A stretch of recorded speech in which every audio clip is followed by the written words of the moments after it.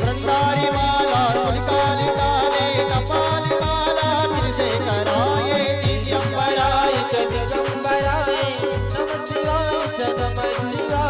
नमः शिवाय नमः शिवाय नमः शिवाय नमः शिवाय नमः शिवाय नमः शिवाय नमः शिवाय नमः शिवाय त्वमेव माता च पिता त्वमेव भगवतो सखा त्वमेव विद्या द्रविणं त्वमेव सर्वं मम देवी देवा त्वमेव सर्वं मम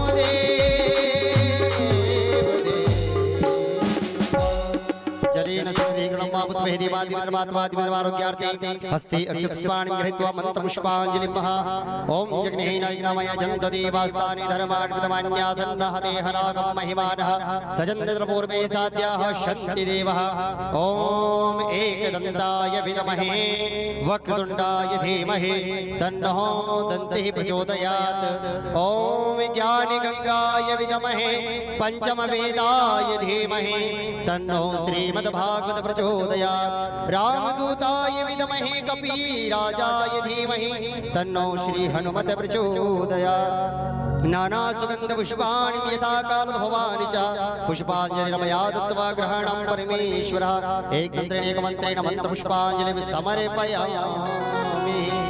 वृंदावन विहारी लाल की जय, भागवत महापुराण की जय, व्यास जी महाराज की जय, सुखदेव जी महाराज की, परीक्षित जी महाराज की जय, सतगुरुदेव भगवान की जय, सावरिया सेठ की जय। जय श्री राधे जय जय श्री राधे जय जय श्री राधे। सभी भक्तजन अपने स्थान पर बैठ जाइए, जिनको जहाँ जगह मिलती जाए बैठते जाएं।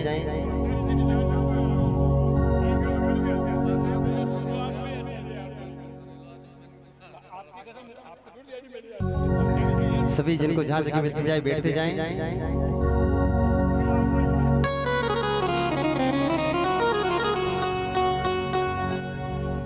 आइए आज प्रथम दिवस की कथा में प्रवेश करते हुए चलते हम परम पूजनीय व्यास जी महाराज की ओर। कहते हैं कर्ता करे न कर सके गुरु करे सब होए, कर्ता करे न कर सके गुरु करे सब होए, और सात दीप नवखंड में गुरु से बड़ा न कोई। तो आइए आज प्रथम दिवस की कथा में प्रवेश करते हुए चलते हैं परम पूजनीय व्यास जी महाराज की ओर। बोली सतगुरुदेव भगवान की जय।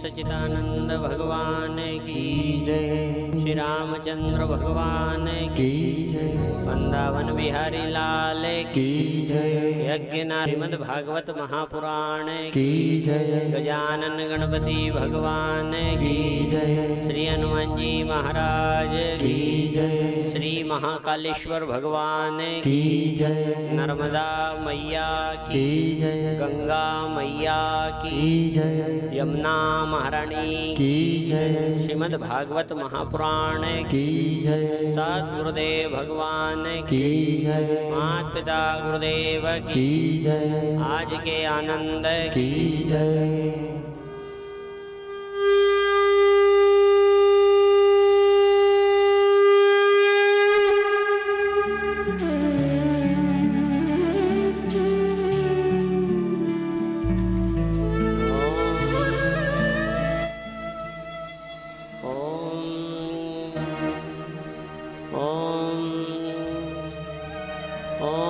वक्रतुंड महाकाये सूर्यकोटि समप्रभा निर्विघ्नं कुरु मे देव सर्वकार्येषु सर्वदा। सर्वमंगल मांगल्ये शिवे सर्वार्थ साधिके शरणे त्र्यंबके गौरी नारायणे नमस्तुते। ओम त्र्यंबकं यजामहे सुगंधिं पुष्टिवर्धनम् उर्वारुकमेव बन्धनान् मेत्यर्मुक्षीमामृता। तुमेव माता च पिता तुमेव बन्धुश्च सखा तुमेव विद्या द्रविणं तुमेव सर्वं मम देवदेव। सर्वे भवन्तु सुखिनः सर्वे सन्तु निरामयाः सर्वे भद्राणि पश्यन्तु मा कश्चित् दुःखभाग् भवेत्। ॐ गजाननं भूतगणादिसेवितं कपितजम्बूफलचारुभक्षणम् उमासुतं शोकविनाशकारकं नमामि विघ्नेश्वरपादपङ्कजम्। सच्चिदानन्दरूपाय विश्वोत्पत्त्यादिहेतवे कापत्रे विनाशाय श्रीकृष्णाय वयं नुमः। श्रीकृष्णाय वासुदेवाय हरे परमात्मने प्रणतः क्लेशनाशाय गोविन्दाय नमो नमः। शान्ताकारं भुजङ्गशयनं पद्मनाभं सुरेशं विश्वाधारं गगनसदृशं मेघवर्णं शुभाङ्गं लक्ष्मीकान्तं कमलनयनं योगिविधर्यारण्यगम्यं वन्दे विष्णुभवेहरं सर्वलोकैकनाथम्।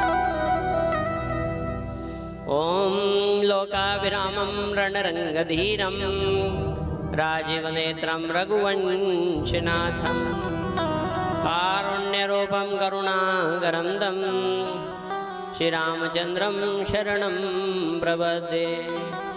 मनोजवं मारुतितुल्यवेगं जितेन्द्रं बुद्धिमतां वरिष्ठं वातात्मजं वानरयूथमुख्यं श्रीरामदूतं शरणं प्रपद्ये।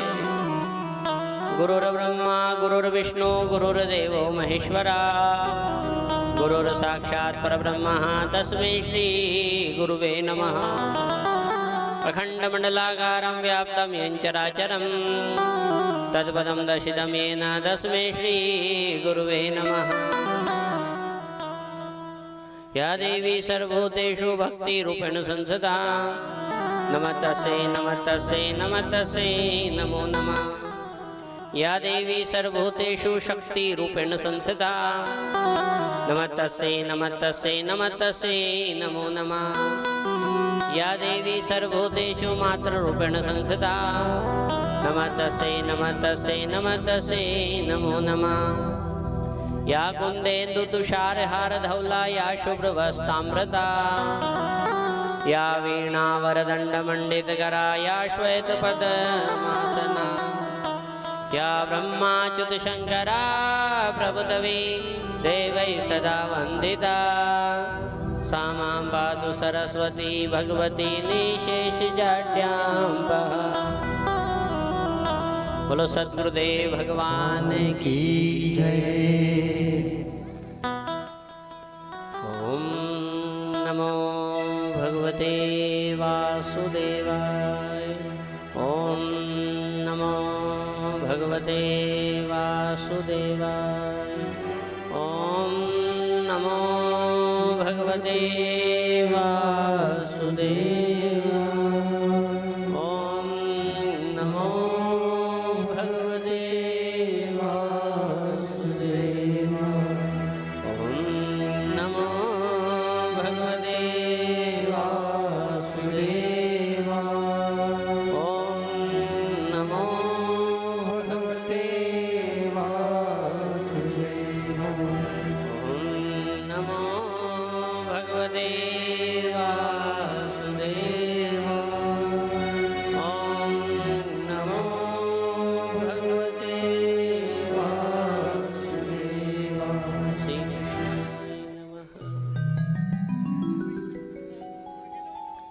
प्रथम प्रणाम गणेश को, प्रथम प्रणाम गणेश को, दूजा करो महेश परम प्रणाम। हम गणेश को पूजा करो वहे, तीजा सुब्रमा शारदा कंठ करो प्रवेश।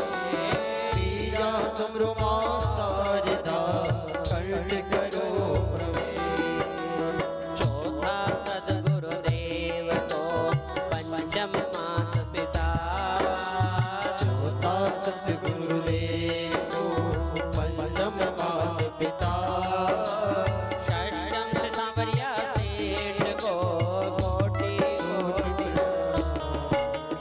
बोलो सांवरिया सेठ की जय। राजाधिराज श्री रामचंद्र जी महाराज के चरणों में कोटि कोटि प्रणाम करता हूँ। आनंद कंद नंद नंदन श्री यशोदा नंदन सांवरिया सेठ द्वारकाधीश के चरणों में प्रणाम प्रार्थना। अपने नरसिंह की लाज राखी, मीरा की लाज राखी, हमारे ऊपर भी दया करो, कृपा करो। गजानन गणपति महाराज के चरणों में कोटि कोटि प्रणवाद, बारंबार प्रार्थना। आप शुभ लाभ रिद्धि सिद्धि सहित हमारे पंडाल में विराजित होइए। वीर बालाजी महाराज के चरणों में बारंबार प्रणाम करता हूँ, प्रार्थना करूँ आप राम ध्वजा लेकर हमारे पंडाल में विराजित होइए। और माँ भवानी जगदम्बा दुर्गा माता के चरणों में कोटि कोटि प्रणवाद, बारंबार प्रणाम। महाकालेश्वर भगवान के चरणों में प्रणाम। सद्गुरुदेव श्री सुखदेव जी महाराज के चरणों में बारंबार प्रणाम करूं, प्रार्थना करूं व्यासपीठ पे विराजित हो जाइए और कथा का वाचन कीजिए।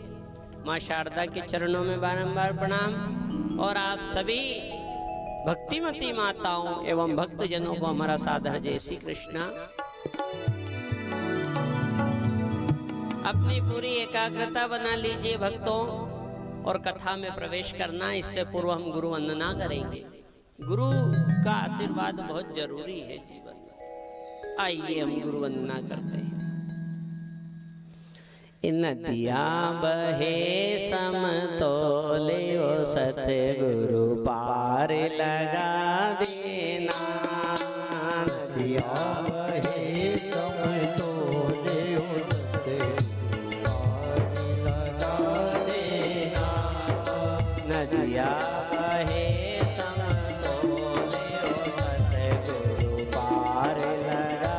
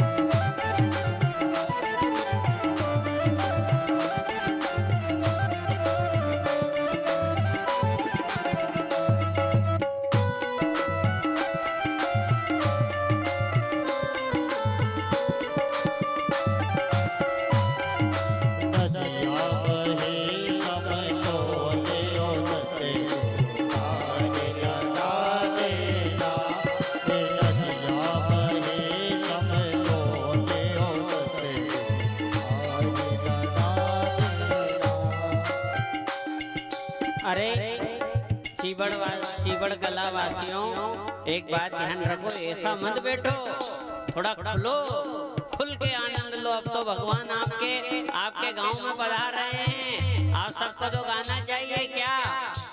राम आएंगे आएंगे राम आएंगे, राम आएंगे आएंगे राम आएंगे, राम आएंगे आएंगे राम आएंगे, ओ राम आएंगे आएंगे राम आएंगे। मेरी कुटिया के भाग आज जाएंगे राम आएंगे, मेरी कुटिया के बाहर खुल जा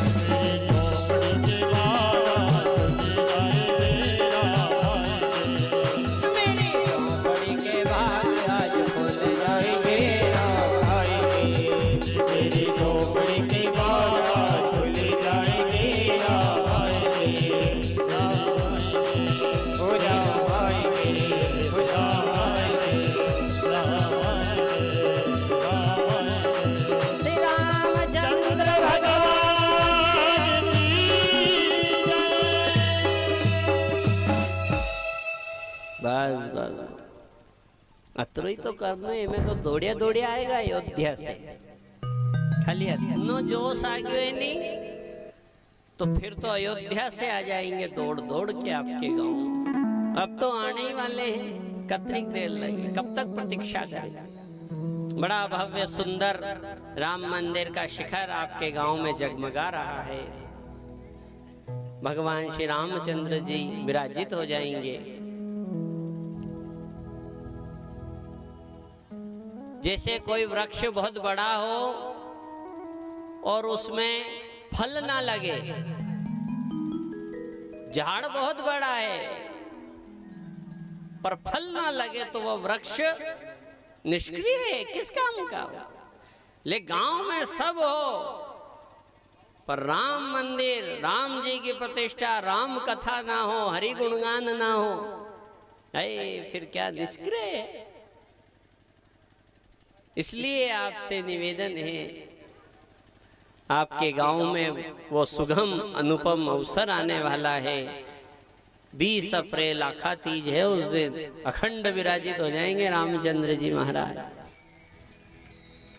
बहुत भव्य आनंद।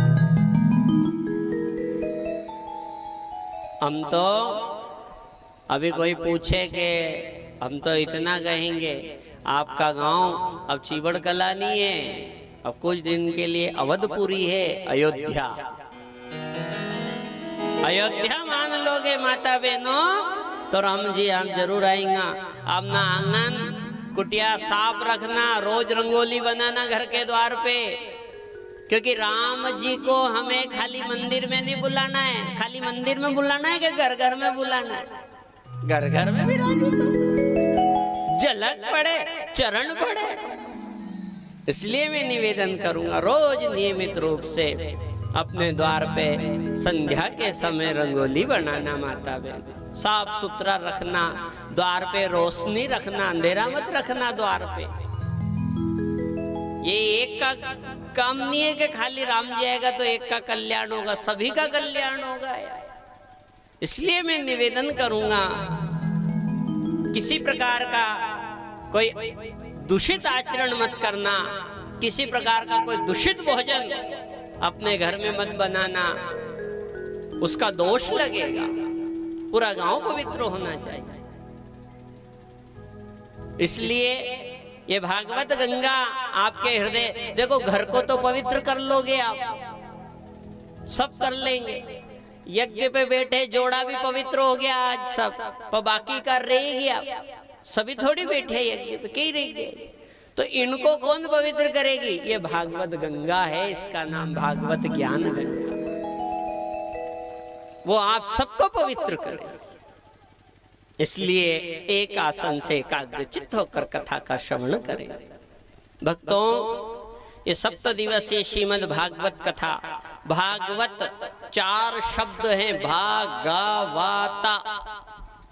भा से भक्ति होती है, गा से ज्ञान होता है, वा से वैराग्य होता है, ता से त्याग होता है। 4 शब्द जब आपके भीतर आ जाए, देखो सबसे पहले भक्ति।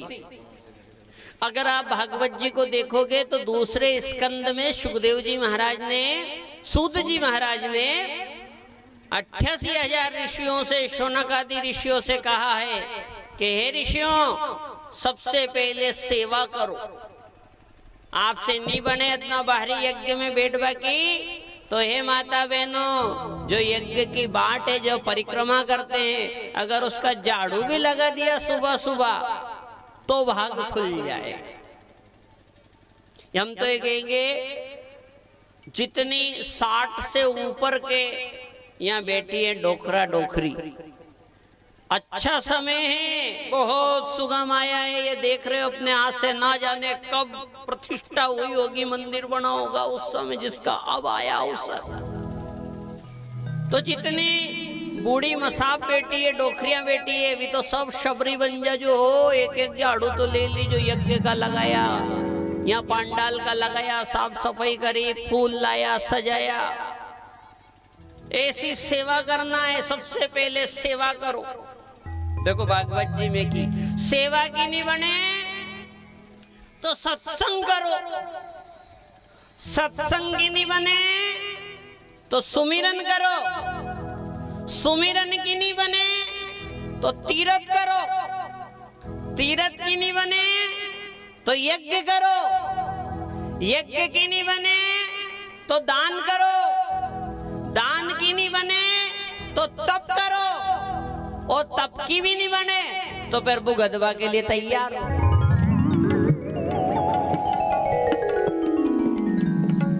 अच्छा कुछ तो करना पड़ेगा इस काया के लिए, कुछ तो करना पड़ेगा। ये कंचन काया है, 9 द्वार की नगरी जीव, 10वें द्वार में जीव बंद है और वो आस कर रहा है कुछ कर ले रे, कुछ कर ले। खाली हाथ नहीं जाना अपन को परमात्मा के द्वार पे। अच्छा भगवान का द्वार पे खाली हाथ जावे कहीं नहीं जावे। खाली आपसे हम यूं कहेंगे कथा में खाली हाथ मत जाओ, यही नहीं कह रहे हम तो। तीरथ में खाली हाथ जाने की नहीं कह रहे, ये शरीर छोड़ो तो खाली हाथ मत चले जाना रे। फिर उन्होंने कहा गुरुजी हम तो जन्म से सुनता रहा खाली हाथ जाना और खाली हाथ आना। अरे खाली हाथ मत जाना, ये तीरथ का, ये कथा का, ये सेवा का पुण्य अपने साथ लेकर जाना। वो जीव बहुत बहुत रोएगा नहीं। देखो भागवत का एक बड़ा प्यारा प्रसंग है, आपको बताता हूँ। बोलो भागवत महापुराण की जय।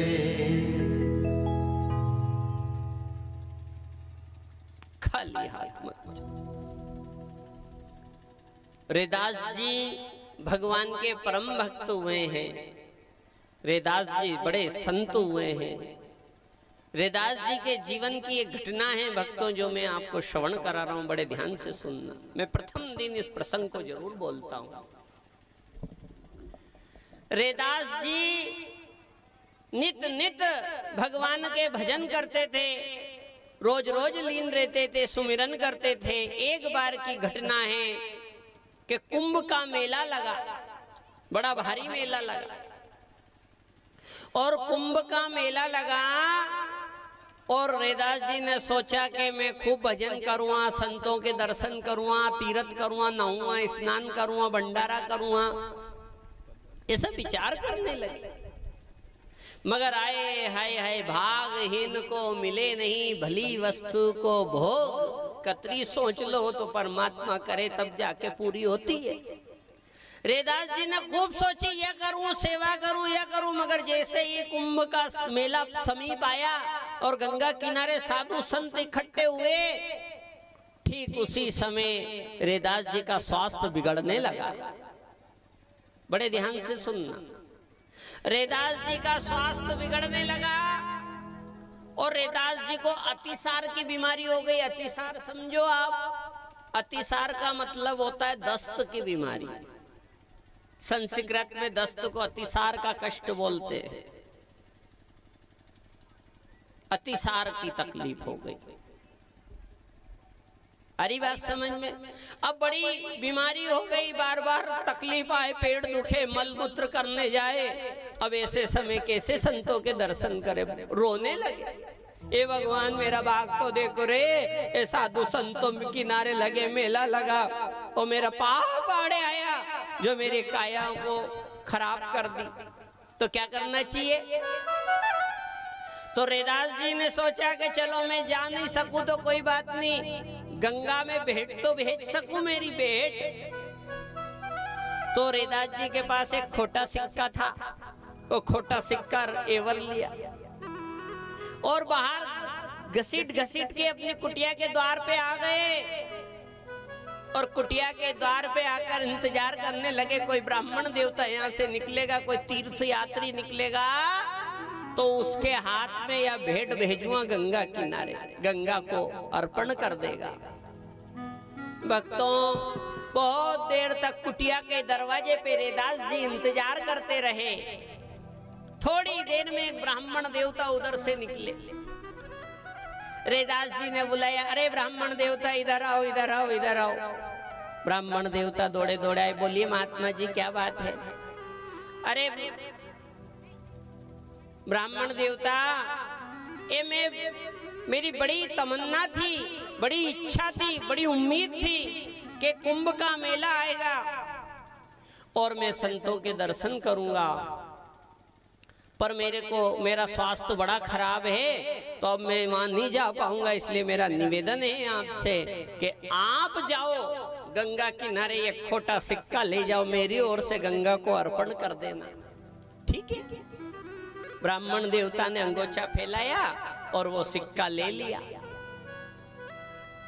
भक्तों, बांध लिया अपने अंगोछे में और ब्राह्मण देवता चलते गए गंगा किनारे पहुंचे, स्नान किया, साधु संतों का दर्शन किया। याद आया बाद में, क्या याद आया? अरे रेदास ने एक सिक्का भेजा था, गंगा में अर्पण करना है।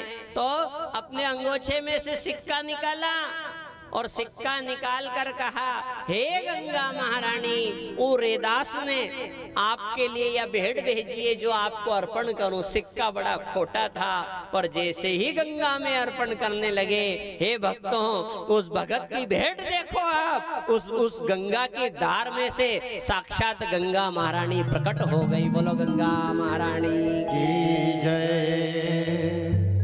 गंगा प्रकट हो गई और गंगा प्रकट होकर अपना साड़ी का पल्लू निकाला और कहा, ए महात्मा, ए ब्राह्मण देवता, रेदास तो मेरा परम भक्त है, ये सिक्का तो मुझे यहाँ दे, झोली में दे। वो ब्राह्मण देवता भी चकाचौंध हो गया, यो कई नाटक रहे, ए देख तो गंगा प्रकट हो गई खोटा सिक्का में। जैसे तैसे सिक्का डाल दिया, गंगा महारानी ने अपना अंगोछा में समेट लिया, साड़ी का पल्लू में समेट लिया माता बहनों। और फिर क्या किया? गंगा महारानी ने अपने सीधे हाथ का कंगन उतारा और कंगन उतार के ब्राह्मण देवता को दिया और कहा, हे ब्राह्मण, ये कंगन तू ले जाके रेदास को दे देना, मेरी ओर से भेंट। क्या कहा कि तू आया है, मेरे द्वार पे आया है, ये मेरी ओर से ये कंगन ले जा, वहां भेंट रखना, उसको दे देना रेदास, ठीक है। ब्राह्मण देवता तो कुछ समझ नहीं पाया, हाथ आगे कर दिए, गंगा महारानी ने कंगन दे दिया। गंगा महारानी अंतर ध्यान हो गई और वो कंगन लेकर वो ब्राह्मण देवता सोचने लगे, गजब की भक्ति रे रेदास की, ये देखो तो रे, हीरा जड़ित कंगन, साधारण कंगन नहीं है, हीरा जड़ित कंगन। और गंगा महारानी ने दिया तो चलने लगे, देखते देखते वो कंगन मन में लालच आ गया। मन में क्या लालच आया? लालच आया कि ये कंगन में रेदास को क्यों दूं, रेदास क्या जाने रेदास कंगन में, तो ये कंगन तो मैं राजा की रानी को ले जाकर दूं तो राजा की रानी मुझे राज पुरोहित बना देगी। राज पुरोहित एक पद होता है ब्राह्मणों में, राजगुरु का। तो उन्होंने क्या किया, ब्राह्मण देवता ने चलते गए और रेदास की कुटिया के सामने से निकले, मगर रेदास को वो कंगन नहीं दिया। और गंगा महारानी ने किसके लिए दिया था? रेदास के लिए। और दौड़े दौड़े ब्राह्मण देवता गए और वो कंगन ले जाकर रेदास ने वो ब्राह्मण ने राजा की रानी की दासी को बुलाया। दासी दौड़ी दौड़ी आई, बोलो ब्राह्मण देवता, अरे मैं महारानी से मिलना चाहूं, राजा की रानी से। दौड़ी दौड़ी दासी अंदर गई और रानी से कहा कि एक ब्राह्मण देवता आए हैं, आपसे मिलना चाहते हैं। रानी ने कहा बुलाओ। ब्राह्मण देवता आए, प्रणाम किया। रानी ने कहा बोलो ब्राह्मण देवता क्या बात है? अरे रानी जी, आपके यहाँ से जो भेंट मिलती है, रुपया 2 रुपए इकट्ठा करके मैंने एक सुनार के यहाँ आपके लिए बड़ा सुंदर कंगन बनवाया है। रानी बड़ी प्रसन्न हुई, बताओ। और जैसे ही कंगन बाहर निकाला, राजा की रानी भी वो कंगन देखकर बड़ी मोहित हो गई। बड़ी विचार करने लगी, अरे ये तो साधारण कंगन नहीं है, तो बड़ा भारी कंगन बनवाया, बड़ा सुंदर कंगन। माता बहनों, कथा समझ में आ रही है आपके? सबके आ रही? हाँ। कंगन बनवाया बड़ा सुंदर। वो कंगन लेकर रानी बड़ी प्रसन्न हुई और ब्राह्मण देवता से बोली, बोलो ब्राह्मण देवता क्या मांगते हो, जो मांगोगे वही दे देंगे। ब्राह्मण देवता ने हाथ जोड़ के कहा, महारानी ए मुझे तो आप राजपुरोहित का पद दिलवा दो, राजगुरु का पद। राजा साहब से बोल के ठीक है ठीक है। विचार हो गया। थोड़ी देर बाद राजा महल में आया, रानी खड़ी हुई और राजा साहब से बोली, राजा महाराजा साहब, ओ राजा साहब। राजा साहब ने कहा, बोले क्या बात है?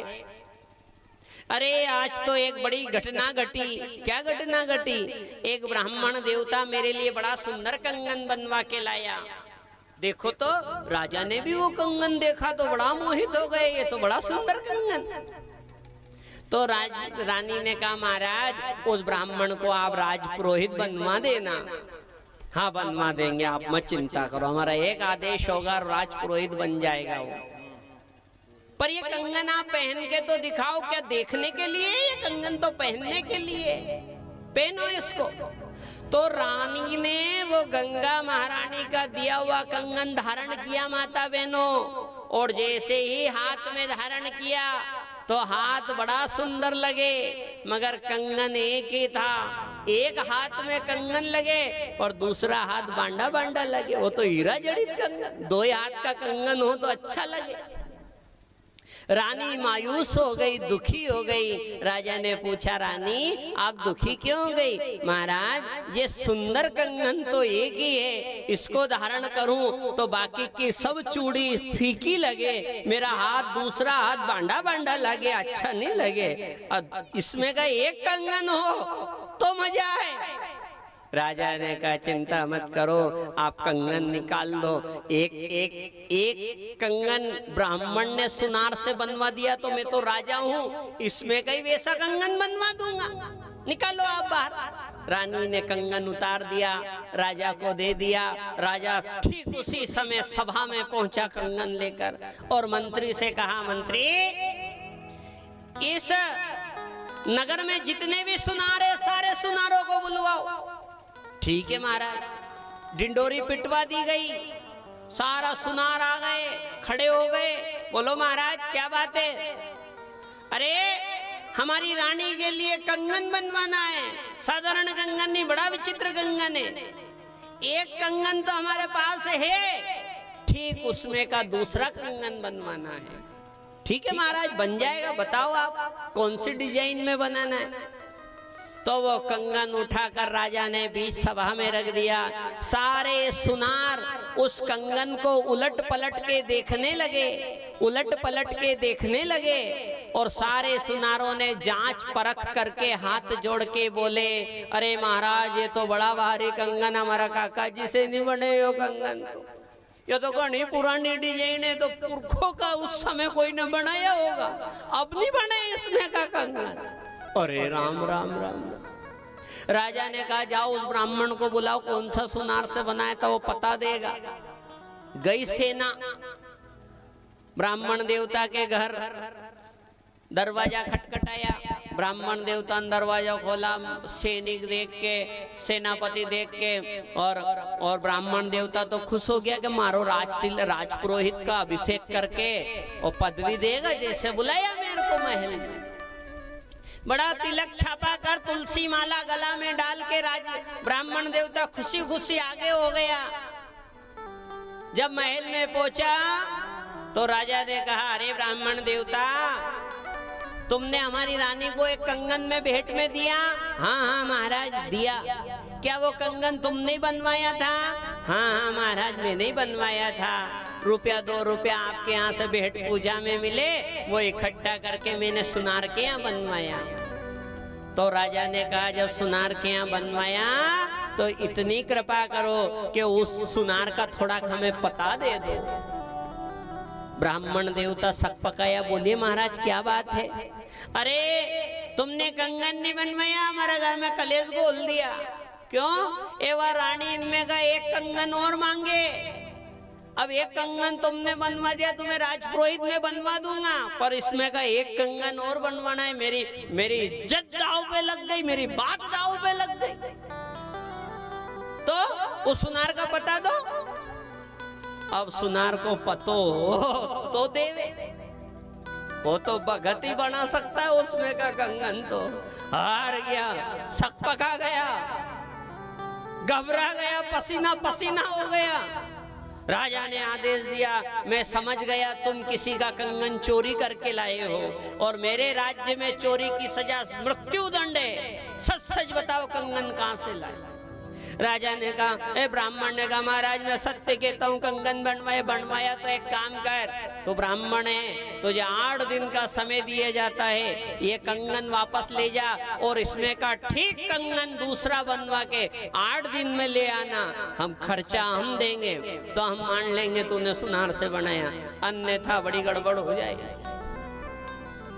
अब सर पीटता वो कंगन लेके वो ब्राह्मण देवता घर आया और रोने लगा। पत्नी ने कहा, बात क्या है, बात तो बताओ। अरे बात क्या बताओ रे, बड़ी भारी बात है, अरे मुझे पूरी तो बताओ।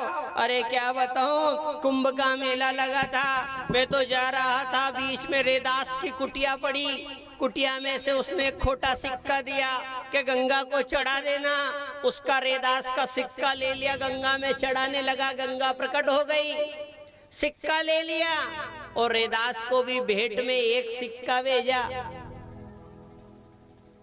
और वो सिक्का भेजा, वो सिक्का तो ले लिया, कंगन भेजा।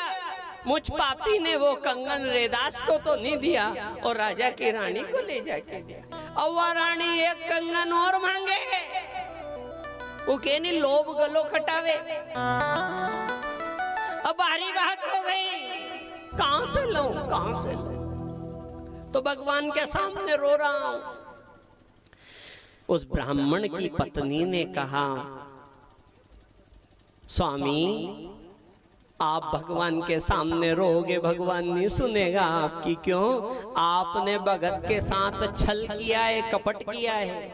जो सज्जनों के साथ कपट करता है, जो सीधे सरल लोगों के साथ छल करता है, उसकी भगवान कभी नहीं सुनता है। तो आपने तो उनके साथ छल किया, कपट किया।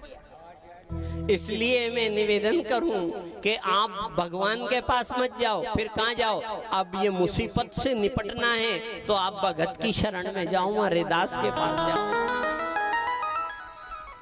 बट उसी समय ब्राह्मण देवता उठे और नंगे पांव दौड़े दौड़े दौड़े दौड़े गांव के बाहर जो कुटिया बना रखी थी वहां जाके दरवाजा खटखटाया।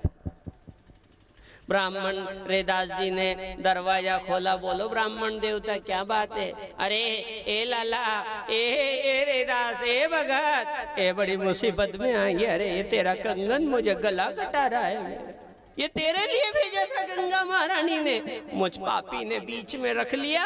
ये तेरा कंगन संभाल और मुझे मुक्त कर। रेदास जी ने कहा बात क्या है? अरे बात तो पूरी बता दूंगा, पर इसमें का एक कंगन और चाहिए, वो गंगा महारानी ने भेजा था।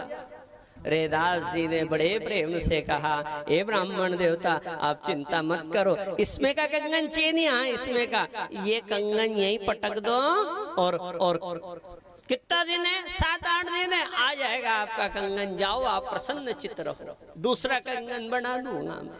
बना दोगे आप? ब्राह्मण देवता खुशी खुशी घर चले गए। 1 दिन 2 दिन 4 दिन 8 दिन हो गए माता बहनों। राजा ने हुक्म सुनाया, जाओ ब्राह्मण को पकड़ के लाओ। दौड़े दौड़े ब्राह्मण के घर गए, सेनापति दौड़ के लाए। राजा साहब ने कहा, क्यों रे कंगन बनवा दिया? ब्राह्मण देवता ने कहा, हाँ महाराज, मैंने जहाँ कंगन बनता है वहां रख रखा है, आज बन जाएगा, आज बन जाएगा। पर सारा नगर का सुनार से तो मैंने पूछ लिया था, फिर कौन सा ये नया सुनार आया? ब्राह्मण देवता हाथ जोड़कर बोला, प्रभु महाराज, ए यो कंगन सुनार से नहीं बने, यो कंगन तो कोई जो निष्कपट भगत होता है, निष्कपट भगत ही ये कंगन बना सकता है। राजा ने सोची कि मृत्यु निकट आई तो ब्राह्मण देवता ज्ञान की बातें कर रहा है।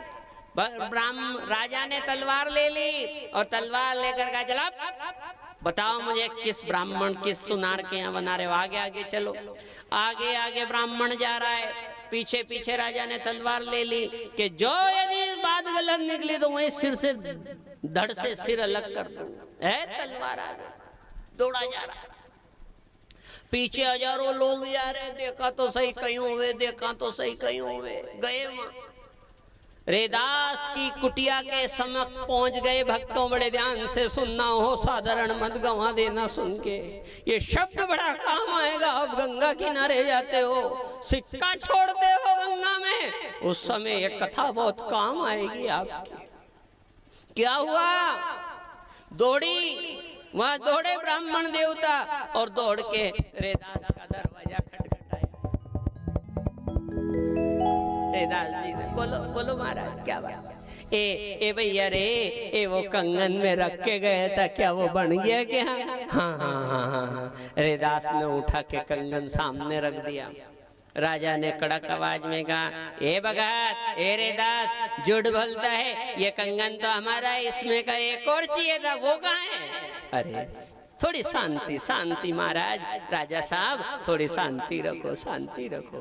क्या शांति रखो? बताओ जल्दी, कहाँ है कंगन? कंगन कंगन तो अभी आ जाएगा, दूसरा भी आ जाएगा। कहाँ से आएगा?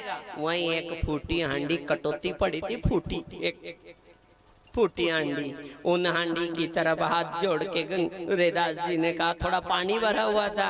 ए गंगा महारानी, ए गंगा महारानी, मैंने साचा मन से यदि वहां भेंट भेजी हो तेरे द्वार पे और तूने कबूल की हो, तो हे भगवती, तू अनी फूटी हांडी में से प्रकट हो जा और अपने दूसरे हाथ का कंगन दे दे री महारानी, दे दे। ऐसा कहा, उसी समय गंगा महारानी प्रकट हो गई। बोलो भक्त और भगवान की जय। फूटी हांडी में गंगा प्रकट हो गई।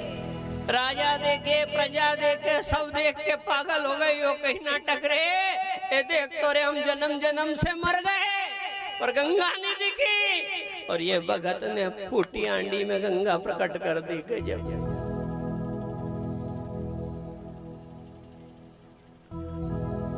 कबीर यो मार्ग कठिन है, कबीर यो मार्ग कठिन है, चल सके ना कोई, चले कोई सूरमा, जाके धड़ सिर ना हो, वही चल सकता है। सिर बहुत कठिन है, बहुत। रैदास जी ने हाथ जोड़ के कहा, वारी गंगा महारानी, लाज रख ली रे तूने। हाथ का कंगन उतार के दे दिया। राजा ने तलवार छोड़ दी, चरण में पड़ गया। गंगा महारानी कंगन देकर अंतर ध्यान हो गई। भक्तों, उस राजा ने रैदास के चरण पकड़े और चरण पकड़ के कहा, ए भगत, ऐसी क्या भक्ति करता है रे तू, जो फूटी हांडी में गंगा प्रकट कर दी? उस समय रैदास जी ने कहा, ए राजन, ए राजन, ये भक्ति तो तू भी कर सकता, या भक्ति तो गट गट में है, तो फिर अंतर क्या है? अंतर खाली इतना है कि तू कंगन कंगन के पीछे पड़ा है और मैं कन्हैया कन्हैया के पीछे पड़ा। तो सोना सोना रट रहा है और मैं सांवरिया सांवरिया रट। ये अंतर है। जिस दिन ये सब छोड़ के सांवरा सांवरा राधे राधे जपने लग जाएगा, उस दिन भगवान का दिव्य दर्शन हो जाएगा। भक्तों, हम तो ज्यादा नहीं कहेंगे, भागवत महापुराण आपके समक्ष है, पर इस पंडाल में केवल एक बात कहेंगे कि सब जगह समय देते हो रे, सब जगह देते हो, रिश्तेदारी में, ताना में, तहसील में, अस्पताल में, गांव में, मरण में, मौत में, हर जगह खटाक खड़े रहते हो। पर ए भैया रे, ए भैया रे, दूसरे धर्म में तो 5-5 भगत की किए, मुसलमान धर्म में, मुस्लिम धर्म में 5 भगत बुलाया उनको, तो टोपी पैर पैर के 5 भगत गए हो। 1:30 बजे भी गए तो दुकान बंद करके वहां पहुंच गए वो। ए सनातनी, तुझे तो खाली 2 टाइम बुलाया रे, एक तो सूर्य उदय हो तब बुलाया, और एक सूर्य अस्त हो, संध्या का समय हो, गोधूली वेला हो, तब मंदिर में बुलाया। गांव वासियों, बहुत सुंदर मंदिर बनाया, बहुत सुंदर शिखर बनाया, बहुत सुंदर आयोजन कर रहे हो, कोई कमी नहीं है। पर एक बात ध्यान रखना, ये 5-7 दिन का आयोजन करके उत्सव आनंद लेकर मत जाना, अब भगवान विराजित हो जाएंगे। ए भैया रे, ऐसा मत करना कि खाली 30 त्योहार ही वहाँ भगवान की शकल देख बजाओ। ए रोज रोज नित्य आरती में जाना और रोज रोज घंटी बजाना। हम तो बहुत सारा कहीं करे, मंदिर की मूर्ता लेवा जा, तीर्थ जावे तो वहाँ से वह मशीन वाली घंटी वाली जो मशीन से बजे नहीं, वो घंटी वह भी तोकला 10-5 हजार की आवे। वाह लाया थे आपने? नहीं लाया? मत लाजो भी मत, नहीं लाया होनी तो लाजो भी मत। क्यों? क्योंकि वह घंटी हम सनातनियों का मजाक उड़ा रही है कि वारे इतनी प्रतिष्ठा करी, इतना आनंद लिया और ए तो झालर बजावा के भी फुर्सत नहीं मिली रे, वह घंटी तो लाए। बताओ, और ठीक है 100 बाजी है, वह अपनी जगह है, पर भगत लोगों ये आपका हाथ पांव चल रहे हैं, ये घंटी चलेगी तो हाथ पांव चल रहे हैं, उसकी कृपा हो जाएगी। ये घंटी हमारे मंदिरों से विदा होनी चाहिए, या इलेक्ट्रॉनिक घंटी हो, जो वही घंटी हो अपने तो वही शंख बजे, वो घंटी बजे, बुजुर्ग लोग जाए पागड़ी रोज भगवान का चरण में, मंदिर के दरवाजे में या पागड़ी पटके अपनी लाज रे। देखो दजा राखी लजा, देखा शिखर बागी फिकर।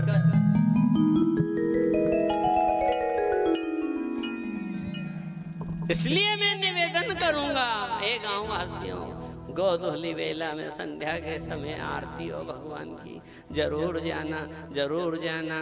क्योंकि राम आएंगे आएंगे, राम आएंगे, आएंगे आएंगे, राम आएंगे, राम आएंगे आएंगे, राम आएंगे, राम आएंगे आएंगे, राम आएंगे।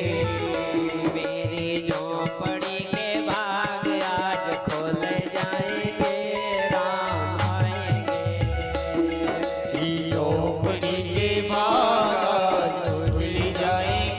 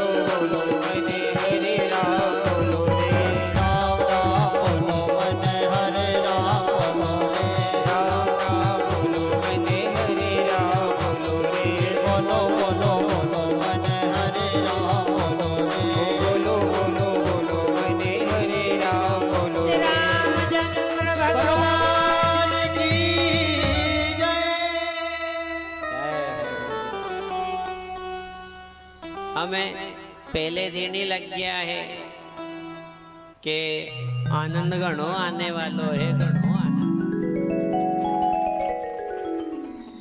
या मान लीजिए आप हो नौ गला गला तो छोड़, नौ डूब जाओगे बिल्कुल आनंद। ये बात पक्की है।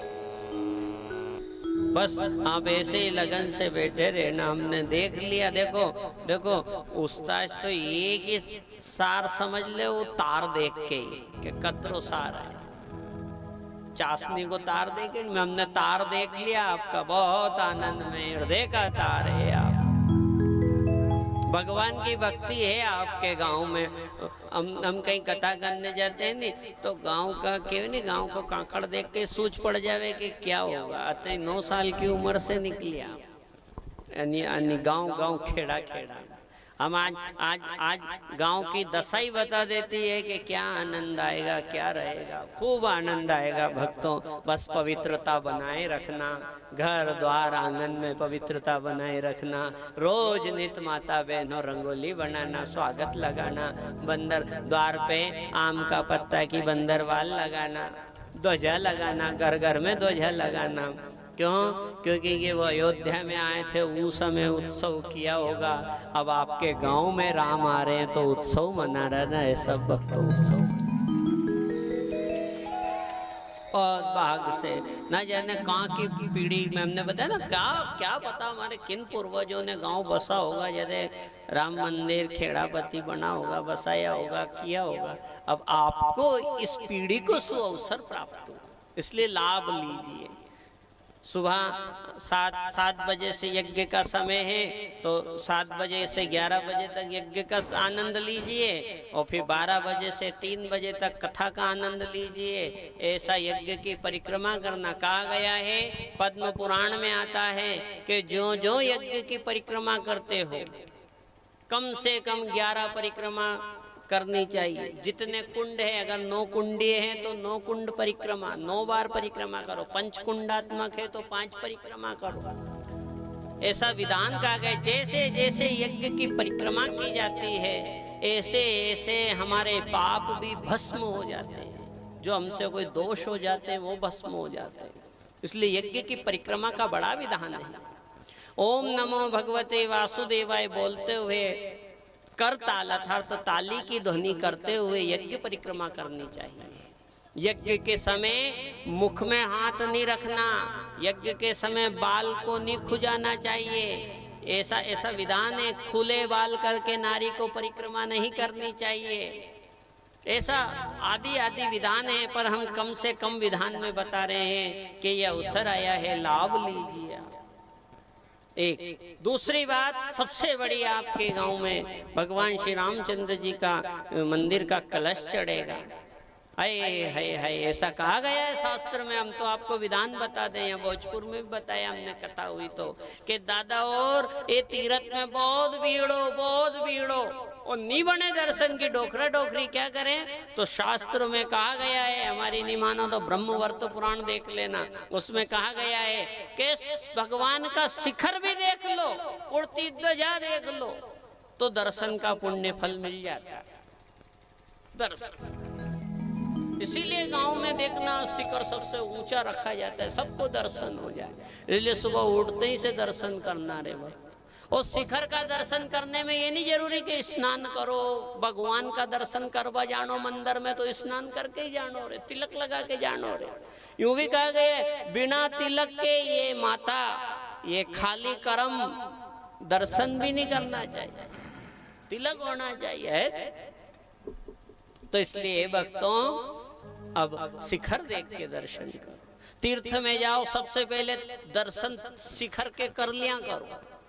क्या कहा गया, जाते ही से तो शिखर का दर्शन, और आते समय क्या करना चाहिए, जब तीर्थ छोड़ रहे हो तो आते समय भगवान का मंदिर की पेड़ी देख के आना चाहिए, वह सीढ़ी।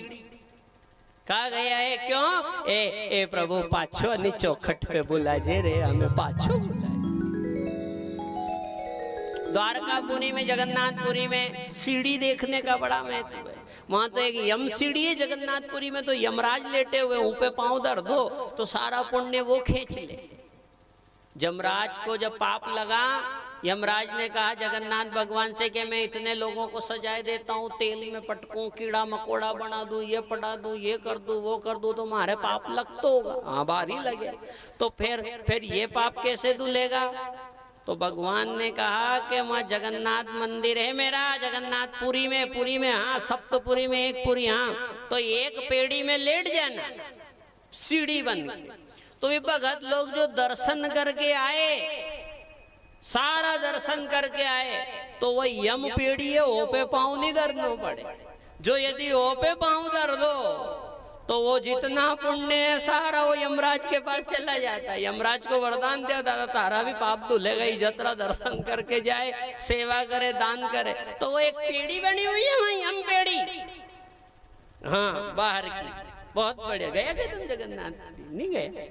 जाओ रे, थोड़ा निकलो आणि पिंजरा से भी बाहर निकलो थोड़ा। हम तीर्थ जाते हैं, इस बार रामेश्वरम ले जा रहे हैं ट्रेन से, 7 दिन कथा भी सुनाएंगे। वहाँ जैसे भगवान ने शिव जी बनाया था, ऐसे सबसे बालू रेत का और मिट्टी का शिवलिंग भी बनाएंगे। सावन में ले जाएंगे सबको, हमारे साथ चलो, ये पिंजरा तोड़ो, थोड़ा बाहर निकलो और ये सब आनंद लिया करो रे। क्यों? और नहीं आए बुलावा, नरी की इच्छा तो गणी करे, भगवान ने धन पैसा सब आनंद भी दिया, पर वो जा नहीं सके तो उनके लिए कह रहे हैं, हम भी कह रहे हैं, हम भी गाएंगे, आप भी गाना कि एक ही बात है रे, कभी कभी जो नहीं जाए नहीं तो उसका बुलावा नहीं आ रहा है तो नहीं जा पा रहे हो, तो एक ही बात कहा करो, क्या?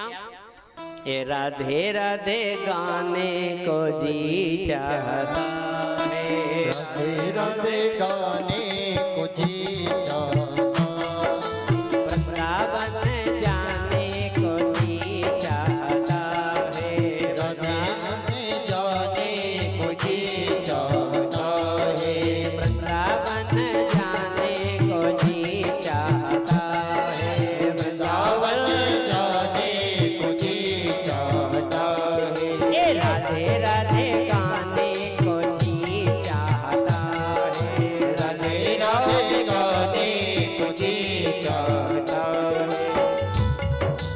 जय हो।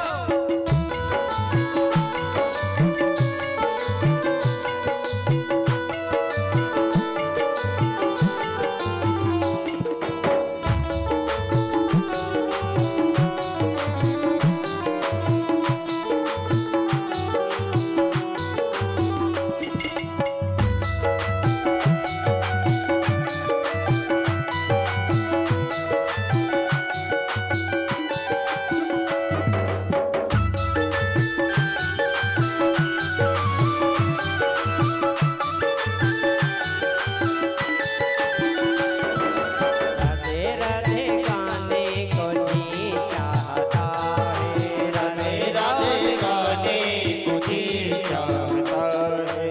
वृंदावन में सखी बांके बिहारी, वृंदावन में सखी बाके बिहारी, वृंदावन में सखी बांके बिहारी, वृंदावन में सखी बाके बिहारी, बांके बिहारी सखी बांके बिहारी, बाके बिहारी सखी बाके बिहारी, बांके बिहारी सखी बांके बिहारी, बाके बिहारी सखी बाके बिहारी, वृंदावन में सखी बांके बिहारी, वृंदावन में सखी बाके बिहारी।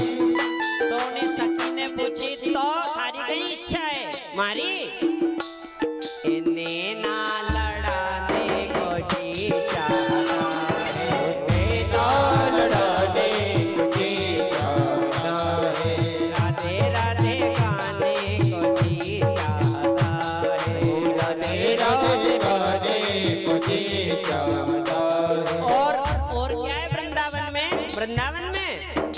वृंदावन में सखी पन घट प्यारो, वृंदावन में सखी बने गए प्यारो, पन घट प्यारो सखी पन घट प्यारो, बने गट प्यारो सखी बने गए प्यारो, वृंदावन में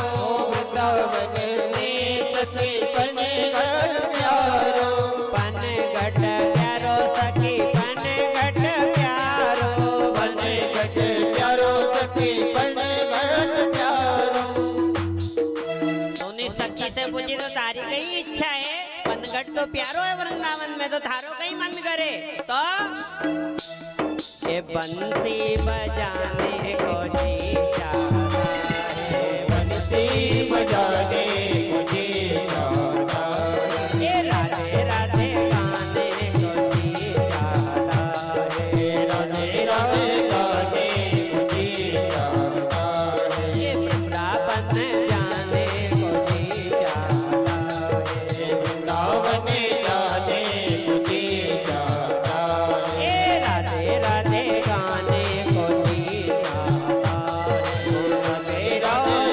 राधे गाने को जी चाहता है, ये वृंदावन जाने को जी चाहता है, वृंदावन जाने को जी चाहता है, राधे गाने को जी चाहता है, वृंदावन जाने को जी चाहता है, राधे राधे गाने को जी चाहता है, वृंदावन जाने को जी चाहता है, राधे राधे गाने को जी चाहता है, वृंदावन जाने को जी चाहता है। बाके बिहारी लाल की जय। हरी बात समझ में, तो वृंदावन जरूर जाओ, तीर्थ जरूर जाओ। तो यम सीढ़ी है, खींच ले, इसलिए सीढ़ी देख के आया एक आगे की कथा है, सुनो। समय हो रहा है, आज तो हम थोड़ा विलंब हो गए माता बहनों, पर आपकी सूचना के लिए कह दें कि ठीक 12 बजे कथा प्रारंभ हो जाएगी। आप सब माता बहनें शीघ्र अतिशीघ्र कथा पांडाल में विराजित हों और कथा का लाभ लें। ठीक 12 बजे से 3 बजे तक कथा का समय रहेगा, ज़्यादा समय भी नहीं बढ़ा सकते ना घटा सकते, इसलिए खाली आप 12 से 3 में ये लाभ लेना है। आज तो अपना समय गतिपूर्वक पूरा हो चुका है, हम कल ठीक 12 बजे कथा प्रारंभ कर देंगे। कथा का एक चरण में आपको बता दूं ताकि कल की कथा समझ में आ जाए। कथा का चरण ऐसा है कि भागवत महापुराण में पहले दिन 2 कथा आती है। एक आत्मदेव ब्राह्मण की कथा आती है, जो शीघ्रता से आप चरण पकड़ लेना, समय कम है, शीघ्रता में बता रहे हैं पर आपके चरण समझ में आ जाएगा कथा का क्या है। एक आत्मदेव ब्राह्मण थे, तुंगभद्रा नदी के किनारे रहते थे और बड़े सुंदर गांव में उनका भ्रमण था। खूब यजमानी थी, खूब पैसा था, खूब बढ़िया था, सब आनंद था, मगर उन ब्राह्मण के 2 दुख थे। क्या दुख थे माता बहनों? एक, पत्नी बड़ी कृषा स्वभाव की थी। आत्मदेव ब्राह्मण की पत्नी का क्या नाम था? धुंधली। धुंधली चंचला तो आप शिव पुराण की कह रहे, शायद शिव पुराण में वह चंचला, चंचला यानी है वह शिव पुराण में, वह भी कृषा स्वभाव की थी। शिव पुराण की प्रथम कथा है, तुम्बरु ऋषि ने गाई वो कथा। ये कथा सुखदेव जी महाराज सुना रहे हैं। धुंधली नाम की आत्मदेव ब्राह्मण की पत्नी बड़ी ककर्षा। माता बहनों, एक बात और ध्यान से सुन लेना, एक बात बड़े भाव से। इस भागवत के 5वें स्कंद में दत्तात्रेय की कथा आएगी, उसमें उन्होंने नारी को महल से मिट्टी और मिट्टी से महल बनाने की कथा बताई है, वो भी हम आपको बताएंगे। नारी के हाथ में सर्वस्व है घर का, सारी लक्ष्मी उसके हाथ में है। जो नारी सुबह उठते उठते ही कलेश करे, नारी को सुबह उठकर कलेश नहीं करना चाहिए। सुबह का कलेश बड़ा भारी होता है। आपके 7 पीढ़ी से भी यदि लक्ष्मी बैठी हो और सुबह सुबह यदि घर में कलेश होता हो, और पूनम और मावस का दिन है, उस दिन भी अगर आपके सुबह सुबह प्रातः काल कलेश हो रहा है, तो माता बहनों, वो 7 पीढ़ी से बैठी हुई लक्ष्मी भी विदा हो जाती है, ऐसे घर में नहीं रहती है। इसलिए अपने घर में कलेश ना करें। छोटी मोटी सास बहू की, छोरा छोरी की बात हो भी जाए तो प्रातः काल सुबह सुबह कलेश घर में नहीं होना चाहिए। और यदि आपके घर में नहीं चाहते हुए भी यदि कलेश हो रहा है, तीज त्योहार कलेश हो रहा है, तो समझ लो फिर पक्की बात है कि आपके घर में पितृदोष है। कोई ऐसी आत्मा कारण शरीर छोड़ के गई है, वो अधोगति में पड़ी हुई है, वो आपका सुख देखना नहीं चाहती। आपके ही परिवार का, आपके ही कुल का, आपके ही गोत्र का, आपके ही पीढ़ी का कोई ऐसी अधोगति में पड़ा है, उसका समाधान करना चाहिए। गया जी में तीर्थ में ऐसे कहीं तीर्थ प्रसंग हो तो वहां उसका पिंड करना चाहिए, अधोगति का नाम बोलकर। आपको नाम भी नहीं पता, कुछ भी नहीं पता, पर लक्षण आ रहे हैं कि घर की तुलसा सूख जा रही है, तुलसा लगाओ, घर की तुलसा सूख जाए, घर में 30 त्योहार आए, कलेश हो जाए, कोई नई बात हो, त्योहार आए, कोई घटना हो जाए, अप्रिय घटना हो जाए, समझ लो हमारे घर में कोई अधोगति में पड़ा हुआ है। उसके लिए गीता का 11वां अध्याय करना चाहिए, घर में ही बैठ के, ब्राह्मण से नहीं। अगर आप पढ़े लिखे हो तो 11वां, 7वां और 9वां अध्याय पितृ की गति का अध्याय है, ये पितरों की गति करता है, स्वयं को पढ़ना चाहिए। ऐसा विधान है, वो हम आपको बाद में बताएंगे, मगर पहले कथा श्रवण कर लीजिए कि धुंधली के कलेश से आत्मदेव बड़ा दुखी था। एक दिन मन में आया कि ऐसे जीवन से क्या करो रे, घर बहुत बड़ा है, अस्पताल बहुत बड़ा है, पर अस्पताल में डॉक्टर नहीं है तो अस्पताल बेकार है, मंदिर बहुत बड़ा है पर मंदिर में यदि मूर्ति नहीं है तो मंदिर बेकार है, नदी बहुत बड़ी है पर नदी में जल नहीं है तो नदी बेकार है, ऐसे घर बहुत बड़ा है पर घर में यदि शांति नहीं है तो घर बेकार है। ब्राह्मण ने समझ लिया कि ऐसे घर में क्या ठहरू रे, सर्वस्व त्यागा, सर्वस्व त्याग करके मैं आगे बढ़ जाता हूँ। सब त्याग करके ब्राह्मण देवता गए उत्तर दिशा में, पूर्व में, उत्तर में, और वहां जाकर सोच लिया कि जो भी तालाब आएगा उसमें आप प्राणांत करूंगा, आत्महत्या कर लूंगा। और जैसे एक बड़ा तालाब आया, ब्राह्मण देवता ने भगवान शंकर का सुमिरन करके कहा कि अब इसमें प्राण त्यागूंगा, कूदूंगा इसमें। ऐसे करके ब्राह्मण देवता जैसे छलांग लगाने वाले थे, तभी सदगुरु की दृष्टि ब्राह्मण देवता पे पड़ गई। भक्तों, एक बात और ध्यान से सुन लो, गुरु जी का जरूरी नहीं कि आप चरण ही छुओ, न यहाँ आके दोग दो और भी गुरु जी न्यू माथा पे हाथ फेरेगा, न्यू फेरेगा, न्यू करेगा जैसे कल्याण होगा, ऐसे नहीं होता। गुरु तो दृष्टि में ही कल्याण कर देता। एक बात, जो दृष्टि बढ़ जाए गुरु की, इष्ट की, खाली दृष्टि पड़ने से कल्याण। हाथ किनका फेराना चाहिए, हाथ न्यू न्यू धराना चाहिए, हाथ भी धराना चाहिए अगर जरूरत है, नहीं है तो भले ही दृष्टि से ही हो जाएगा। हाथ तो किनका धराना चाहिए, आपके घर में जो बूढ़े माँ बाप हो, बूढ़ी बुआ जी हो, बूढ़ा मामा जी हो, बड़ा मामा जी हो, ताऊ जी हो, बूढ़ा माँ बाप हो, इस सिर पे हाथ धरे, उनका पहला अधिकार। और गुरु का तो क्या गए, एक गुरु का तो भले हाथ मत धरा जाए, गुरु ने तो यदि दृष्टि डाल दी तो ही कल्याण हो जाए। बोलो भक्त और भगवान की। गुरु जी ने देखा ब्राह्मण देवता कूद रहा है, ब्राह्मण सदगुरु की आत्मा पिघल गई और बोले, अरे ब्राह्मण दौड़ो दौड़ो, अरे ब्राह्मण रुको रुको रुको रुको रुको। ब्राह्मण देवता रुक गए, गुरु जी आए, चरण धोक दिया, अरे तिलक लगा, जनेऊ, तुलसी, तू प्राण त्यागे मूर्ख।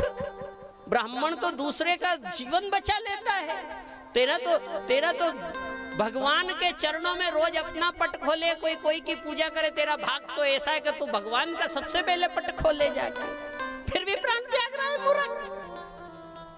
अरे गुरुजी, ये मेरी पत्नी बड़ी ककर्षा स्वभाव की, आप नहीं जानो, पत्नी को कलेश सेन नहीं हो, 1 दनो 2 दनो कहां तक सेन करूं, और सेन भी करूं तो कन के पूछड़े करूं, मारे न औलाद। एक गुरुजी, मैं गाय भी लाके खुटा से बांध दूं तो वह गाय भी बांझ रह जाए, आप कहीं बताऊं गुरुजी। मैं जो पेड़ पौधे लगाता हूं वो भी सूख जाते हैं, अभी भी पनपे नहीं, मेरी ऐसी गुरुजी मैं बहुत दुखी हूं, मुझे छोड़ लेने दो, ये काया शरीर छोड़ लेने दो। गुरुजी ने कहा, रे मूर्ख, यदि तू ऐसे शरीर छोड़ेगा तो 1000 साल तक पीपली में उल्टा लग के अभूत भूत बनेगा और उल्टा लटकेगा, कोई पिंड भी नहीं करेगा तेरे, तो फिर क्या करूं? तुझे क्या चाहिए? एक चीज मांग ले, पत्नी का स्वभाव सुधारोगे, घर में संतान। आखिरकार आत्मदेव ने निर्णय किया कि घरवाली आज नहीं तो काल सुधर जाएगी, बुढ़ापो आएगा सुधरेगी, कभी तो सुधरेगी, पर संतान तो अगर समय निकल गया तो फिर आगे तो होगी नहीं। तो उसने चतुराई करी और गुरु से कहा, गुरु जी आप तो संतान दे दीजिए, कोई पुत्र दे दीजिए, दे दो। हाँ दे दे, कम से कम आखिरी में हमारी क्रिया तो कर देगा, जल तो दे देगा। ठीक है। अलख निरंजन झोली में से फल निकाला गुरुजी ने, और गुरुजी ने फल निकाल के परमात्मा का स्मरण करके और आत्मदेव को झेला दिया। किसी माता बहन को 2 महीना 3 महीना का गर्भ रहे और परेशानी आ जाती हो, तो अभी कृष्ण जन्म उत्सव होगा। जिसके पुत्र की प्राप्ति की लालसा हो, हालांकि बेटा बेटी सब एक समान हो, पर फिर भी मन करे, मन बड़ो चंचल। तो कृष्ण जन्म उत्सव के दिन हम यहाँ से एक तो गुगरा और एक फल झेलाएंगे, वो बड़ा लाभकारी रहेगा। यज्ञ चल रहा है, कथा है, बड़ा शुभ अवसर है।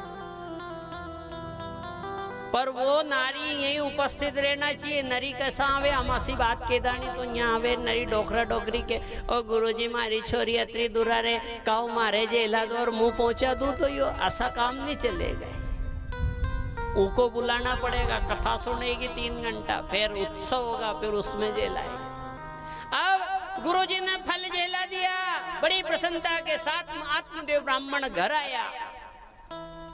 ए भाग्यवान, ए धुंधली, दौड़ी दौड़ी धुंधली आई। क्या कह रहे, क्या बात है? ककर्ष स्वभाव तक कलेश करने वाले। ए देख तो रे, मैं गुरु के पास गया था और गुरुजी ने एक फल दिया, अपने घर बड़ी सद्गुणवान संतान होगी, इसलिए इस फल को तू खा लेना। पत्नी ने वो फल ले लिया, पर कहा गया है भक्तों, भागहीन को मिले नहीं भली वस्तु को भोग, दाग पके जब काग को कंठ भयो रोग। वो कागलो रोज सोचे कि दाग पकेगो और मुखौआ, दाग पकेगो और मुखौआ, पर भागहीन को तारा भाग में नहीं है। तूने ककर्ष कलेश कर करके अपना भाग धो लिया है। फिर क्या किया? जिसका क्रोध करने का स्वभाव है, ध्यान से सुन लेना, छोटी छोटी बात पे क्रोध करे, छोटी छोटी बात पे कलेश करे, छोटी सी बात को फैला दे, उनसे कह दे, अणसे कह दे, उनकी लगा दे, अणंग लगा दे, निंदा कर दे, ऊका बाग धुल जाता है। अगर लक्ष्मी बाग में लक्ष्मी भी है नहीं कि गढ़ो मलबो है, अणी को गढ़ो मले को सोना को, उन्हीं को कलेश कर करके असो स्वभाव हो जावे कि वह खोदेगी इन गढ़ो निकलेगो भी, तो भी वह लक्ष्मी कोयला बन जाए। इसलिए क्रोध से बचना चाहिए। फिर क्या किया? उसका उपाय भी बताएंगे हम। नरा तो सोचे कि गुरुजी काओ ए मुँह तो क्रोध नहीं करूं, पर मारे बेटी बेटी के भीतर से ही आए तो वो कहीं करूं। डॉक्टर ने कह दी कि खटाई मत खा, तो ना दही खावे, ना कहीं भी ऐसी खट्टी चीज नहीं खावे, नींबू नहीं खावे, संतरा नहीं खावे, पर उन्हें कह रहे काओ गुरुजी मारे भीतर से खट्टी डकार आए, वो कहीं करूं। वो तो भीतर से ही आई, नहीं करे कौन चाहे यहाँ के हमारा घर में कलेश हो, और वो तो भीतर से आए।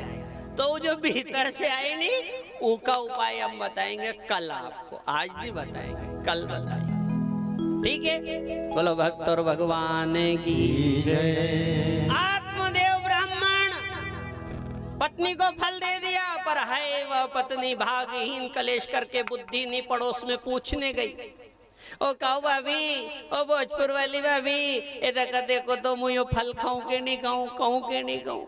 और वह भाभी उन्हीं से द्वेष भाव रखती थी। उन भाभी ने कह दी कि मत खा, यो आदमी है तो बस में कर लेगो, निखानो यो फल अपने का 9 महीना वजंडो होगी, पीड़ा आएगी, अस्पताल में तड़पेगी, कोई पानी की नहीं पूछेगा, महीना 2 महीना 6 महीना परहेज से रो, बहुत कष्ट है संतान देने में। वो तो कापगी, एक ही मोड़ने की गासो तो नहीं करा, फिर कहीं करा जैसे यो फल तो गौ माता को दे दे, तू मत खा।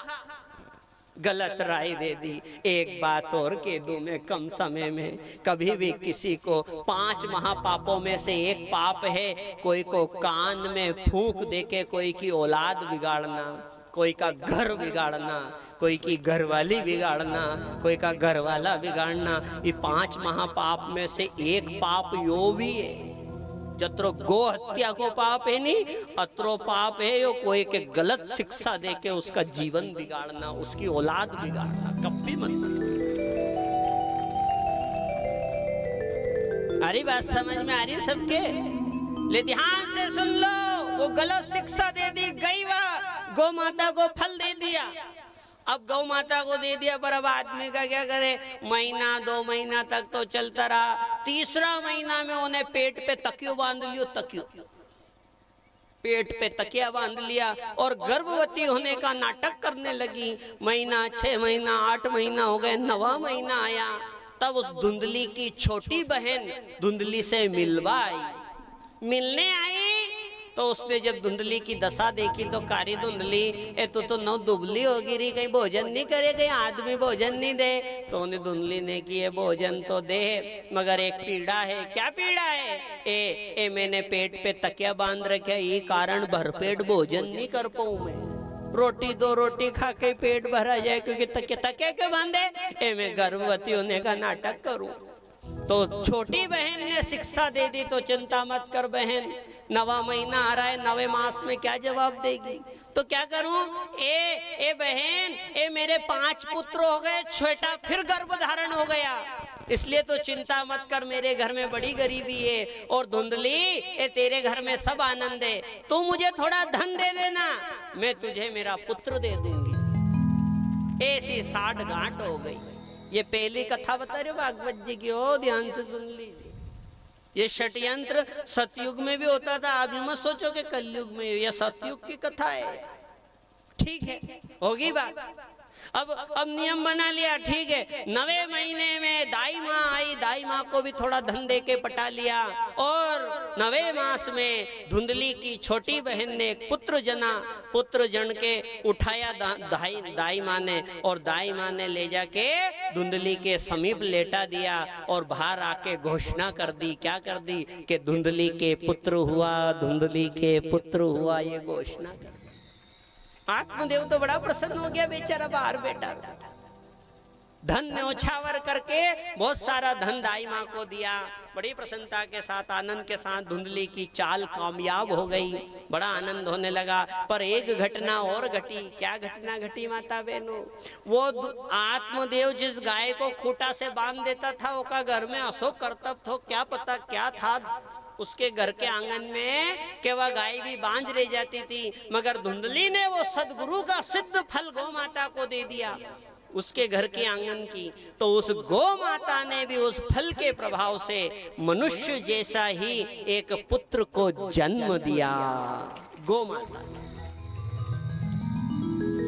वहां से आशीर्वाद मिला है माता बहनों। वो आप कहते हो ना गांव में के त्योहार के दिन यदि कोई अपने परिवार में गमी हो जाए तो त्योहार अपने बंद हो जाए, नहीं हो। पर यदि गाय बांधी और गाय के यदि बछड़ा हो गया, वही त्योहार वही तिथि पे, तो त्योहार चालू हो जाता है। तो गाय के क्यों? इसलिए कहा गया है वहाँ गोकर्ण जी जन्मे थे, गाय के समान कान थे उनके गोकर्ण जी के। उस समय गोकर्ण ने गौ माता की वंदना करी थी। गौ माता को मनुष्य कुल में धारण तारने वाली बताया गया है। यदि गांव के अपने घर की आंगन की यदि शरद पूर्णिमा के दिन गाय ब्याण जाए, उस घर में लक्ष्मी की कभी कमी नहीं होती है। बसंत पंचमी के दिन आपका आंगन का खूंटा में बंदी यदि काली गाय है और बसंत पंचमी के दिन ब्याण जाए और बछड़ी आ जाए, तो कहा गया है कि 7 पीढ़ी तक नौकरी रोजगार बना रहता है। सरस्वती की ऐसी कृपा रहे, जो भी औलाद आती है अच्छी पढ़ी लिखी आती है। ये बड़ा विधान है, विद्वान बनती है। अब कहाँ है गाय? कहाँ जाने की बसंत पंचमी के दिन? अरे राम राम। अगर पूरा विधान बता देना, हम शपथ पूर्वक भागवत पे हाथ रख के कह रहे हैं कि अगर पूरा विधान बता दें और आप उसका पालन कर लो, तो मैं सत्य सत्य सत्य कहता हूं कि आने वाली 7 पीढ़ी तक गौ माता के आशीर्वाद से तर जाए। खाली गौ माता का काली लाके बांध लो, काली। इतना विधान कहा गया है गौ माता का। बोलो भक्त और भगवान की जय। गोकर्ण जी जन्मे, उधर जो धुंधली से जन्मा उसका नाम धुंधकारी रखा गया। दोनों बड़े पले बड़े गौ माता के गर्भ से पलने के कारण गौ माता गोकर्ण जी की मति बड़ी शुद्ध हुई। सत्संग में लगती, गीता पाठ में लगती, साधु संतों में लगती, भंडारे में लगती, पूजा पाठ में वो बुद्धि मति लगती। ओ धुंधकारी का तो जन्म ही षड्यंत्र से हुआ, तो वही बुद्धि हो गई। इसीलिए कहा गया है सबसे पहले कथा किसको सुननी चाहिए, सबसे पहली पंक्ति पे यहाँ आगे बैठ के किसको कथा सुननी चाहिए। तो वो लोगों ने कहा कि जो यजमान हो, जो प्रधान यजमान हो, उनको आगे आगे बैठ के कथा सुननी चाहिए। सुखदेव जी महाराज ने मना कर दी। प्रधान यजमान का तो यूं ही भागता जब तो भागवत जी सिर पे धर रही है, उसको तो पीछे रहना चाहिए। फिर किसको कथा सुननी चाहिए? साधु संत को, ब्रह्मचारी को आगे कथा सुननी चाहिए। मना कर दी सुखदेव जी महाराज ने। ब्रह्मचारी साधु संतों को क्या जरूरत है, वो तो तीर्थ में मगन रहे, खूब पुण्य कमाते हैं। फिर सबसे पहली पंक्ति में बूढ़ा डोकरा डोकरी जो जाबा का हो, उन्हें कथा सुननी चाहिए। उनके लिए भी कथा नहीं कह गई। सुखदेव जी महाराज ने फटकार लगा दी कि सारे जीवन तो इन्होंने विलासिता में गंवा दिया, आज शरीर जर्जर हो गया तो मोक्ष की कामना से आगे बैठकर कथा सुन रहे हैं। नहीं नहीं नहीं नहीं, तो फिर सबसे आगे कौन बैठे कथा सुनने? तो सुखदेव जी महाराज चौथे अध्याय में भागवत जी में कहते हैं, गर्भवती नारी को सबसे आगे बैठकर कथा सुननी चाहिए, ताकि उसका आने वाली पीढ़ी, उसका पुत्र ऐसा सद्गुणी हो जो गांव का, नगर का, देश का कल्याण कर दे। अब धुंधकारी बड़ा दुष्ट हुआ, बड़ी पीड़ा देने लगा, माँ बाप को मारने लगा, बड़ा दुष्ट हुआ। गोकर्ण जी बड़े संस्कारी, खूब रोकते पर वो धुंधकारी नहीं रुकता। रोज मांस मदिरा का सेवन करता, जमीन जायदाद बेचता, बूढ़े माँ बाप को सताता, खूब रुलाता। आखिरकार आत्मदेव ने फिर रोए और बेटा गोकर्ण के पास गए। ए बेटा, ए तू बड़ो ज्ञानी है रे, अब मुख करू गई बेटा ने खा लियो मारो जीवन, अब क्या करना चाहिए?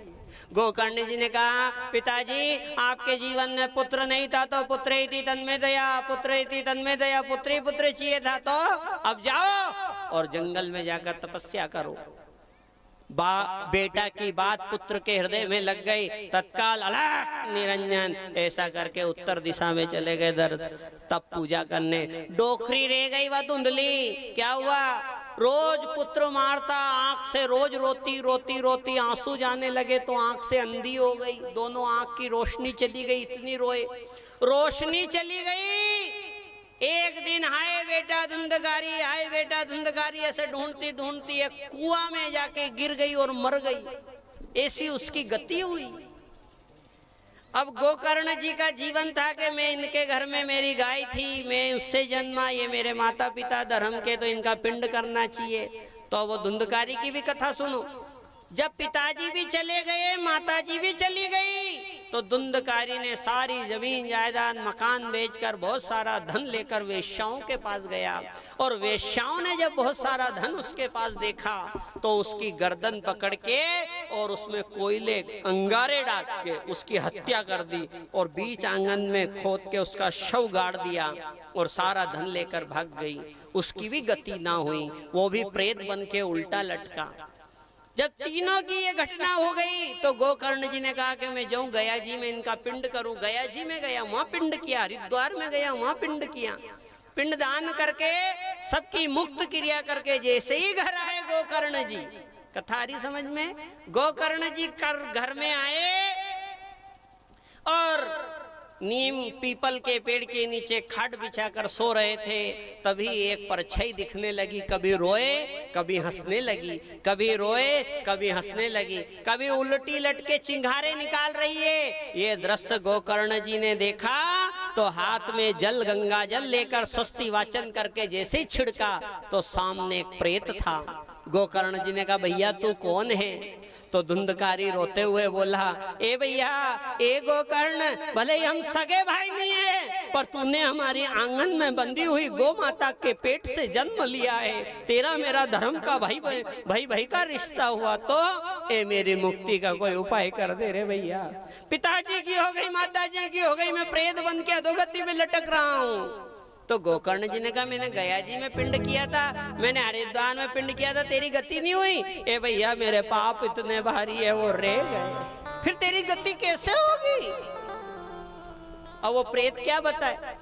तो गोकर्ण जी घूमने लगे, संत महात्माओं से पूछा तो संत महात्माओं ने मार्गदर्शन किया। क्या किया कि हे गोकर्ण, पिंड दान करने से तेरे भाई की मुक्ति नहीं होगी। धुंधकारी की मुक्ति कैसे होगी?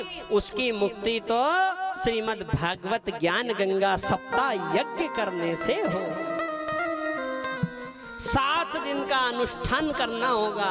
कथा सजाई, आंगन में गौ माता के गोबर से लीप के, आम के, केल के, जामुन के खंबे से मंडप बनाकर सुंदर सजाकर भागवत महापुराण को विराजित किया गोकर्ण जी ने। अब धुंधकारी फिर रोने लगा। गोकर्ण जी ने कहा, भैया मैं कथा, भागवत कथा का आयोजन कर रहा हूँ तेरी मुक्ति के लिए। अरे आप कथा तो सुना रहे हो, पर मैं तो उल्टा लटका हूँ। जो भी बात सुनूंगा उल्टी ही मारा कान पे पड़ेगी। मोस उल्टो तो करो पहला। फिर तो गोकर्ण जी ने 7 गांठ का एक बांस रखा और मंत्र क्रिया से धुंधकारी का पीपली का पेड़ से छोड़ा के 7 गांठ के बांस में बिठाया। अब वो कथा सुनने लगा। बोलो भक्त और भगवान की जय। अब क्या कथा सुनने लगा, ये चरण में आपको कल बताऊंगा। कल ठीक 12 बजे मैं आपको समुद्र मंथन की कथा, भक्त प्रहलाद की कथा, भक्त ध्रुव की कथा जो गोकर्ण जी ने धुंधकारी को बताई, वो कथा में कल आपको आपके समक्ष गुणगान करूंगा।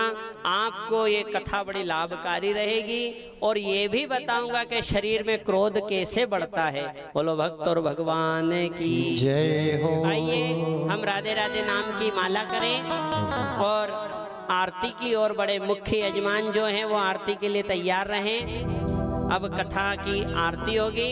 आइए हम राधे राधे नाम की माला लें।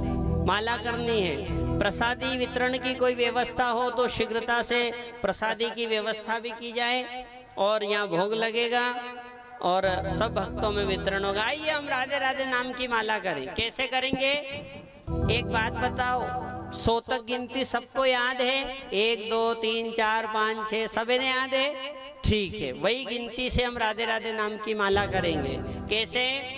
राधे राधे 1, राधे राधे 2, राधे राधे 3, राधे राधे 4, राधे राधे 5, राधे राधे 6, राधे राधे 7, राधे राधे 8, राधे राधे 9, राधे राधे 10, राधे राधे 11, राधे राधे 12, राधे राधे 13, राधे राधे 14, राधे राधे 15, राधे राधे 16, राधे राधे 17, राधे राधे 18, राधे राधे 19, राधे राधे 20,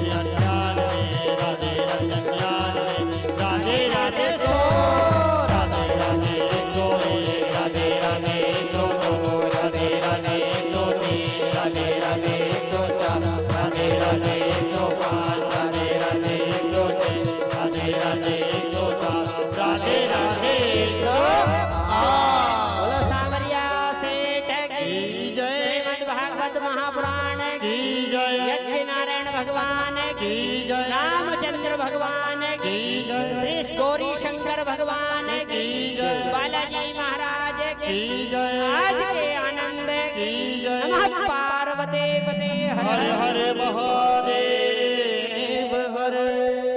एक सूचना और है, इस कथा का लाइव टेलीकास्ट हमारे नरसिंह धाम के चैनल पे चल रहा है। तो भक्तों, आप अभी अभी अपना मोबाइल निकालना और हमारा नाम सर्च करोगे ना। क्या नाम करोगे? कई नाम है जिनकी कथा कर रहे हैं, उनको नाम भी याद है कि नहीं याद? कि खाली कथा ही सुन रही हो? आदान के तो नाम ही नहीं याद। हमसे ही पूछे का कथा तुम ही करोगे के? तो माता जी पोस्टर अतरा लाग रहे तो फिर कथा कौन करेगा? तो जो सोचेगा कथा करवा वाला लाया होगा, ऐसी मोटी जटा होगा, माला पहरिया होगा, महात्मा होगा, नहीं नहीं।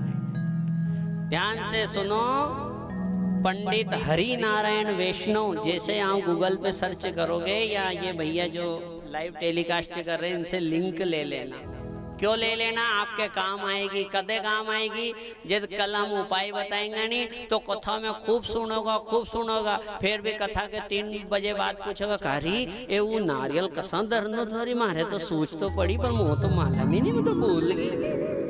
तो घर जाके वापस से सुन लेना वो उपाय, वो कथा, ताकि ये मन बड़ा चंचल है, यहाँ तो सब सुना दे और जैसे कथा के पंडाल से बाहर जाए फिर भूल जाए। इसलिए इस कथा का लाइव टेलीकास्ट चल रहा है। सारे आयोजन दिखाए जाएंगे जो हमारे स्थापना से लेकर यज्ञ प्रवेश से जो आज यजमानों की शुद्धि हुई है, सब आपको वो हमारे चैनल पे जो YouTube चैनल है उस पे मिल जाएंगे। बोलो भक्त और भगवान की जय हो। आज के आनंद की जय। तो कल ठीक 12 बजे कथा प्रारंभ होगी। इसी के साथ आज की कथा का हम विराम करेंगे। कल ठीक 12 बजे कथा प्रारंभ होगी। अच्युतम केशवम राम नारायण दामोदरम वासुदेवम श्रीधरम माधवम गोपिकावल्लभम जानकी नायकम श्री रामचंद्रम श्री राधिका नायकम वृंदावन बिहारी लाल की जय। जय हो।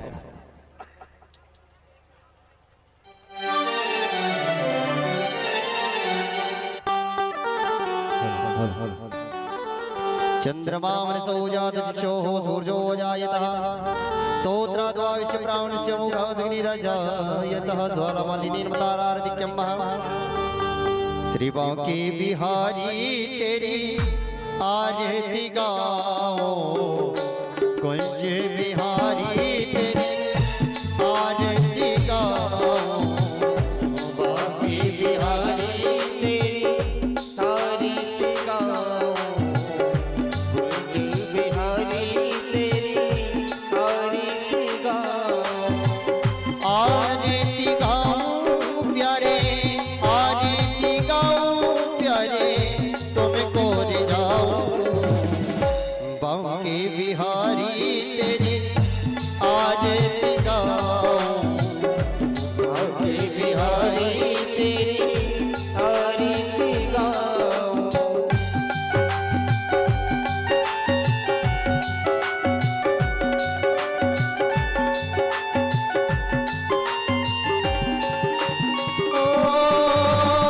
चरणों से निकली गंगा प्यारी, चरणों से निकली